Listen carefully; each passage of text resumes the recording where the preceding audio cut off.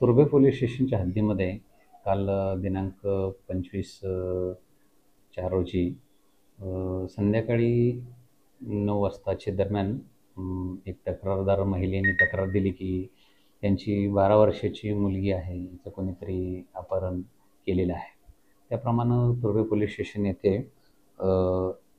200/25 प्रमाणे हा किडनॅपिंगचा गुन्हा दाखल करण्यात आला आणि त्या गुन्ह्याचा तपास सुरू होता.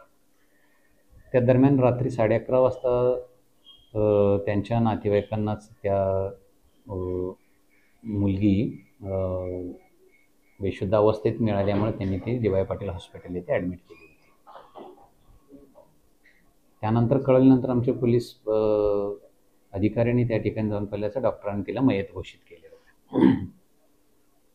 त्यानंतर संपूर्ण वरिष्ठांना या गोष्टीची माहिती देऊन संपूर्ण पोलीस स्टेशनचे सर्व अधिकारी, क्राईम ब्रँचचे सर्व अधिकारी, ACP यांनी संपूर्ण रात्रभर या गुन्ह्याचा सखोल तपास केला, घटनास्थळाला भेट दिली आणि ज्या ठिकाणी त्या मुलीचा मृतदेह मिळालेला होता त्या ठिकाणी भेट देऊन अनेक टेक्निकली बाबीवरती तपास करून एक 17 वर्षाच्या संशयित मुलाला ताब्यात घेऊन आम्ही त्याच्याकडे सखोल चौकशी केली असता त्यांनी तो गुन्हा केला असल्याचं कबूल केलेलं आहे आणि त्या मुलीवरती त्यांनी तिच्या तोंडावरती 2 दगड मारून खून केला.